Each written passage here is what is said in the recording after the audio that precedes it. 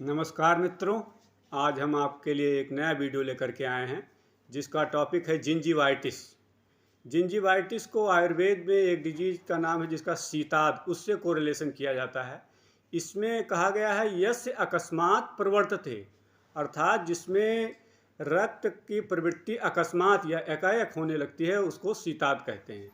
Allopath में इसका correlation हम जिंजीवाइटिस से करते हैं, जिसको आप इन्फ्लेमेशन ऑफ गम्स भी समझ सकते हैं।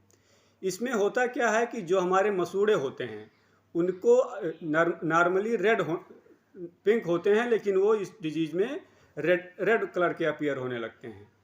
इसमें ये होता है कि गम्स जो होते हैं वो ब्रशिंग करने के समय अर्थात ब्रश करते समय ब्लीड करने लगते हैं, उसमें से रक्त निकलने लगता है। इसका सबसे बड़ा कारण होता है कि जो हम लोग करते हैं कि पर्याप्त मात्रा में अपने दांतों और मसूड़ों की सफाई नहीं करते हैं, अर्थात इनएडिक्वेट ब्रशिंग के कारण भी ये डिजीज होती है।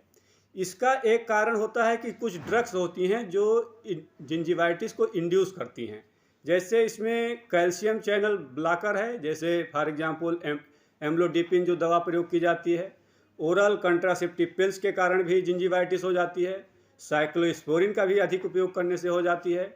और फेनिटोइन जो ड्रग होती है जो एपिलेप्सी में प्रयोग की जाती है, उसके कारण भी जिंजीवाइटिस हो जाती है। विटामिन सी की डिफिशियंसी के कारण भी मसूड़ों से एकाएक ब्लड आने लगता है। वायरल इन्फेक्शन से भी होता है। फंगल इन्फेक्शन के कारण भी ऐसा होता है। प्रेगनेंसी में भी मसूड़ों से रक्त आता है। मीनोपाज में भी आता है ब्लड। और ल्यूकोमियाज के कुछ केसेस जो होते हैं उसमें भी मसूड़ों से ब्लड आता है। अब इसकी चिकित्सा में क्या करना है कि पहली कंडीशन है कि ओरल हाइजीन आपको अच्छी रखनी है। 2 टाइम ब्रश करने हैं और ब्रश करने का तरीका ऐसा होना चाहिए कि उसको ज़्यादा आपको नहीं करना है। जो फूड पार्टिकल्स दांतों के या मसूड़ों के बीच में फंसे हुए हैं उसको केवल निकालना है। ज़्यादा करने से हमारे मसूड़े धीरे धीरे घिसने लगते हैं, दांत भी घिस जाते हैं, और उसके बाद कुछ औषधियों का प्रयोग जो बताया गया है उसका प्रयोग करना चाहिए। पहला है एसटी मधु चूर्ण का लेप लगाना चाहिए। इसमें एसटी मधु चूर्ण को करके किसी शहद में या जल में मिला करके उसको मसूड़ों पर लेप लगाना चाहिए।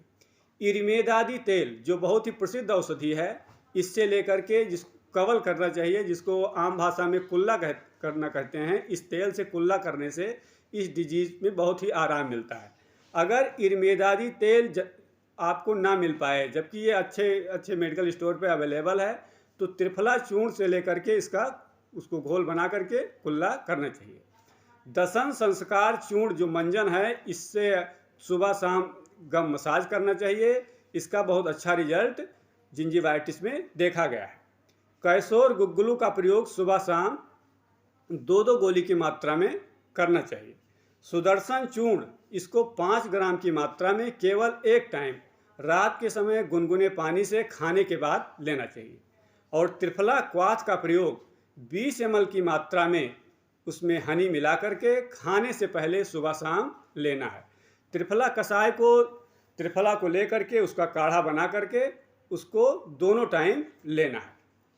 इस प्रकार प्रयोग करने से जो जिंजीवाइटिस है या इन्फ्लेमेशन है मसूड़ों का, वो धीरे धीरे करके गायब हो जाता है। मित्रों, ये मेरा YouTube चैनल है, इसको आप सब्सक्राइब कर लीजिए, और अगर आपको अच्छा लगे तो दूसरों को शेयर भी करिए।